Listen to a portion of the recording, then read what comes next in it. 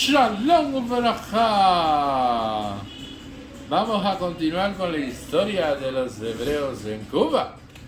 Y seguimos hablando de los hebreos en Cuba. En los dos últimos capítulos habíamos visto sobre el centro israelita de Cuba y la repercusión que tenía el centro israelita de Cuba en 18 años de trabajo, precisamente para toda la comunidad hebrea de Cuba. En el último artículo de Dionisio Castiel, que habíamos tratado el tema del Comité Central de las Sociedades Hebreas de Cuba, una creación de la propia comunidad desde el punto de vista organizativo para tratar de unir esfuerzos en contra del fascismo que estaba en Europa en épocas terribles de guerra y destrucción y de emigrantes que llegaban a Cuba buscando poder sobrevivir y continuar con su vida, y la repercusión que tuvo la comunidad hebrea de Cuba en el resto del pueblo de Cuba, que es otro de los aspectos y los puntos interesantes a tener en cuenta también. Y hoy les traigo un artículo de una revista diferente, la revista Luz, que es una revista que salía mensualmente, que es el órgano oficial de la Federación Sindical de las Plantas Eléctricas de Gas y Agua de la República de Cuba, en un artículo en diciembre de 1943, en el cual está acogida esta revista a la franquicia postal inscrita como correspondencia de segunda clase en la Administración de Correos de La Habana, y es miembro de la Asociación de la Prensa Obrera de Cuba y de la Asociación de Anunciantes de Cuba. O sea que la comunidad hebrea tenía una amplia repercusión en llegar aquí. Esta es un artículo especial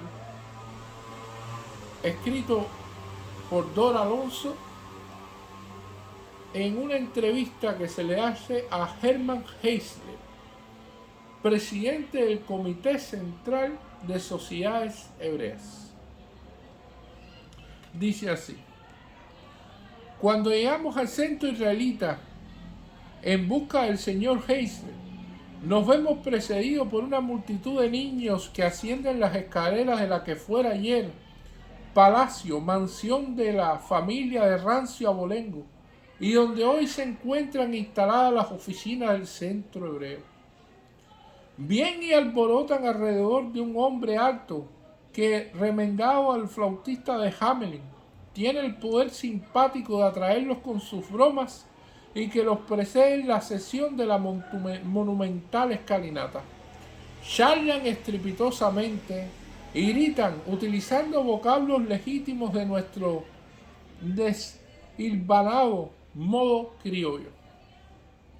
Tras ellos, que portan maletas escolares, subimos también, finalmente vencido el empinado obstáculo.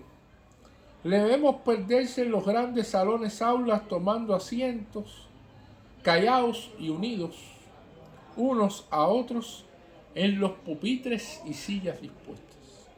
Son niños judíos, que son nuestros cubanos, a través del buen cariño a la tierra donde se nace, que son brotes de esperanza para la confraternización universal que surgirá posiblemente después del horrendo conflicto que azota al mundo.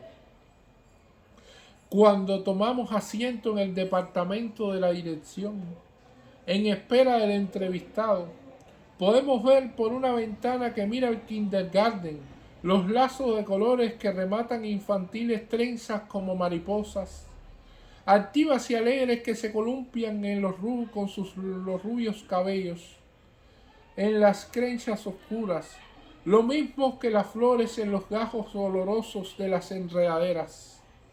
Las vocecitas animadas trenzan obedientes las disposiciones de la maestra, que va y viene entre la menuda. He aquí algo, pensamos que no podrá destruir jamás, la insania nace.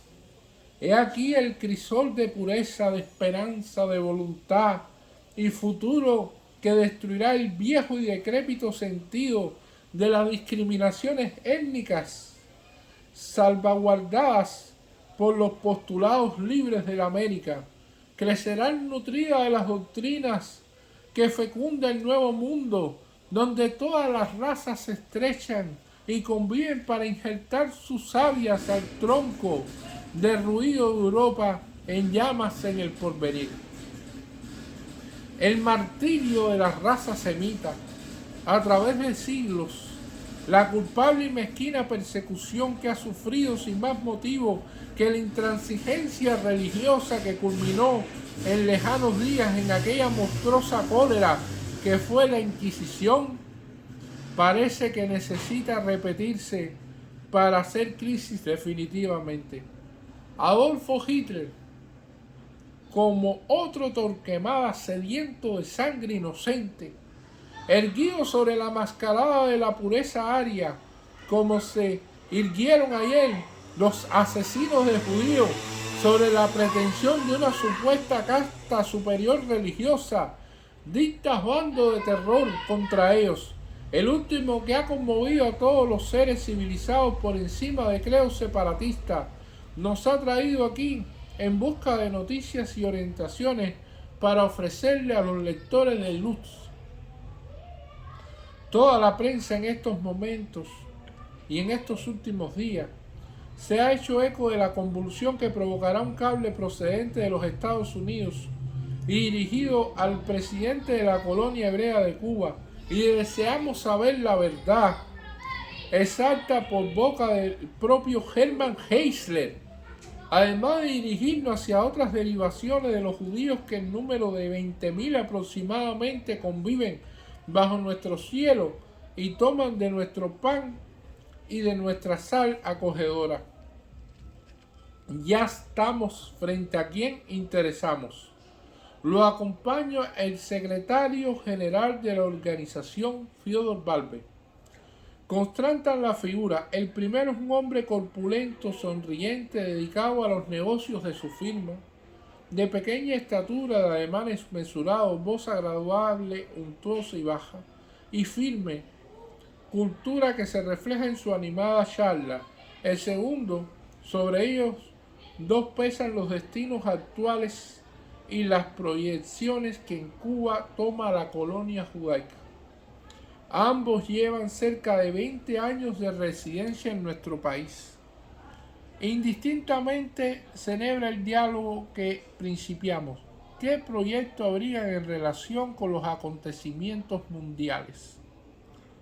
Mire usted, aclara Heisler, en lo que atañe a los hebreos cubanos, nosotros, como las demás sociedades de fraterna procedencia, seguimos las orientaciones y líneas trazadas por el Comité Central de Nueva York, nuestra máxima autoridad.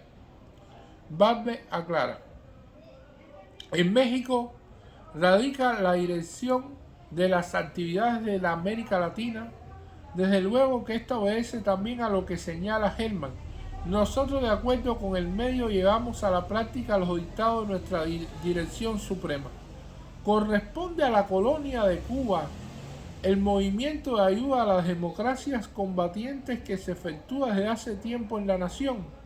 Asienten al unísono y nos aportan datos concluyentes. Vea usted, hemos contribuido en distintas oportunidades a ayudar y a aquellos que combaten contra los alemanes, y estamos dispuestos a seguir ayudándolos. No desconocemos, no podemos desconocer lo que significa exterminar a nuestro encarnizado enemigo, enemigo también de todo cuanto signifique libertad. Ayuda monetaria principalmente, ¿no? Mientras no pudo ser otra, ese fue efectiva, 10.000 pesos destinados a la Unión Soviética, 2.000 pesos a Inglaterra, 10.000 pesos a los ejércitos de Palestina, 5.000 pesos al Frente Antifascista. La semana pasada, precisamente, puntualiza Fyodor Balbe, la Cruz Roja Cubana recibió de nosotros una ambulancia y 1.500 pesos. Pero nos asegura que no era esa ambición colectiva de prestar apoyo económico la más sentida. Había el anhelo de lograr el modo de ir a luchar frente a frente con las tropas contra las tropas alemanas. Muchos hebreos marchan ya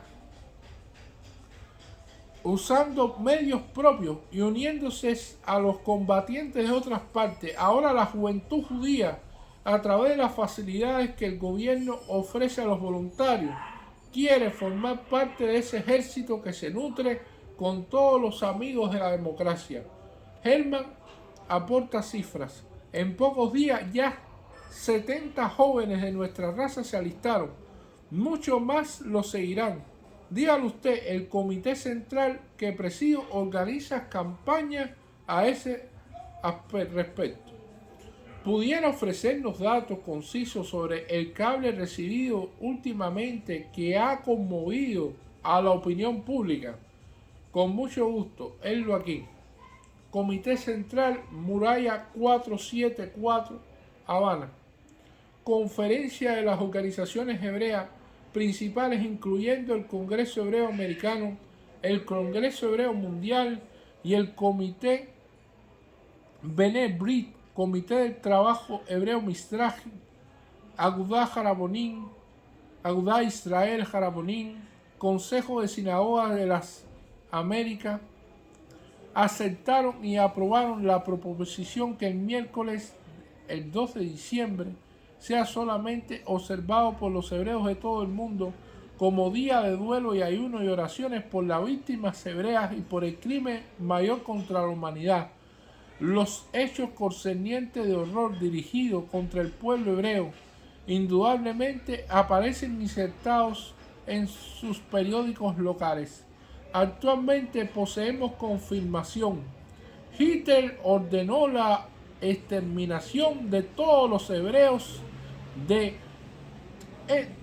los países ocupados por los nazis hasta diciembre 31 de 1942. Aproximadamente 2 millones han sido masacrados ya.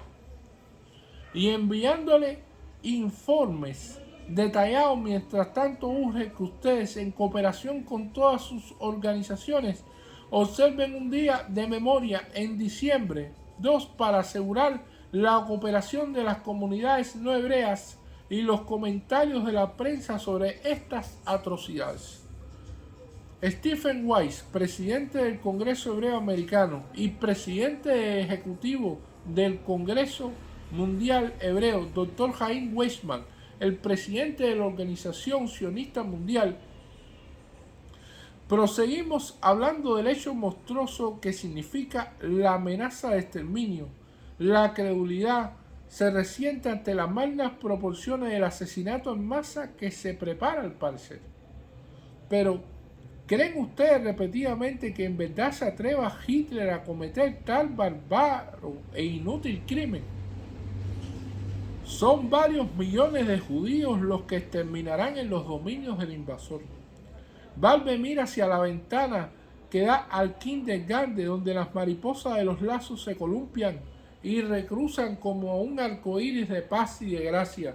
Sus ojos se alejan y se enturbian levemente al respondernos afirmativamente. No hay que dudarlo. Si Hitler lo anunció, los repetidos fracasos de sus tropas en los frentes rusos, los avances triunfales de las tropas americanas e inglesas contra sus soldados y los ejércitos de sus aliados Japón e Italia, la misma convulsión que amenaza intestinamente las naciones sometidas con hechos probados, el golpe asestado contra sus esperanzas de apoderarse del poderío naval francés, le imponen una realidad desastrosa para sus temibles ambiciones desencadenadas, y el dictador se revuelve contra los judíos, buscando más víctimas indefensas y un medio conocido, probado y fácil de entretener el interés alemán. Ya su régimen es execrable, ha asesinado 2 millones de judíos. Hitler se agita. Si fuéramos iguales, si pudieran los demócratas responder a la barbarie con la barbarie, tal vez no se atrevieran. Pero qué represalias si no el crimen en masa pudieran detener a los nazis. Nos refieren cosas terribles, nos dicen de la muerte de miles de hebreos realizados por medio de los más infames tretas de tortura, los baños. Por centenares los conducen a un baño general sobre un piso de acero pulido y tan pronto comienza a caer el agua conectan el metal con altas potencias eléctricas. Caen fulminadas las víctimas en montones informes. Y así se repite incansablemente el martirio. Como dos de presas, los miembros de la Gestapo buscan a los israelitas. Ya entonces en sus manos la suerte no puede ser otra que la tortura y la muerte. Un silencio cargado de dolor cruza y se orienta hacia las voces niñas, mirando allí de nuevo como un remanso de esperanza.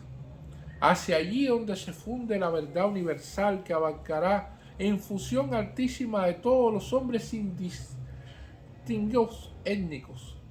De las aulas nuevas saldrá la verdad, la única, indivisible y poderosa que se impondrá a través del próximo mundo, que tiene que resurgir más comprensivo y unido, más generoso y amplio en sus asociados. Vamos descendiendo las escaleras y sobre las quietudes de la antigua mansión flota el calor suave y dorado de los cantos escolares. Pensamos en la zozobra de las madres, en el martirio de la víctima, en los presentimientos conmovidos y tristes de los que aquí residen cuando tratan a través del imposible de prever la suerte que les toca a los suyos por la sangre.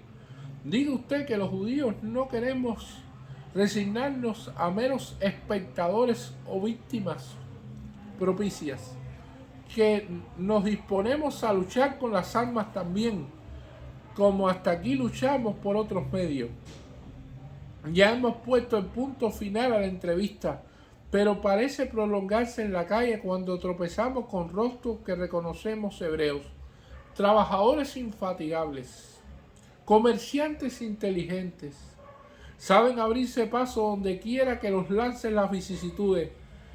Es mentira que el judío carezca de ideales, calumnia es pretender disponer de sentimientos nobles o sobresalientes a quienes aman la familia y el hogar y los lazos de sangre con devociones admirables. Torpes y mezquinos aquellos que, titulándose demócratas, rechazan por desconocimiento, tradición o malevolencia a los hombres de otras latitudes o pieles distintas. Del mismo modo que el blanco que desprecia al negro solamente por el matiz de su pigmentación, sirve a la comparsa retrógrada de Hitler, que tratan dentro de las luces del siglo de revivir tiempos lejanos de intransigencia y crimen. Pero confiamos en la mejor promesa, aquella vindicadora de tantas injusticias, la que nos da las vocecitas niñas del kindergarten de la escuela israelita, estos niños que ya son nuestros y que se tiran y crecen para alcanzar un mañana de unión a través de sus brazos enlazados a los de nuestros hijos, juntos cosechando los frutos sanos de la tierra, abonada con sangre y lágrimas de hombres libres. Dora Alonso, revista Luz. Muchísimas gracias.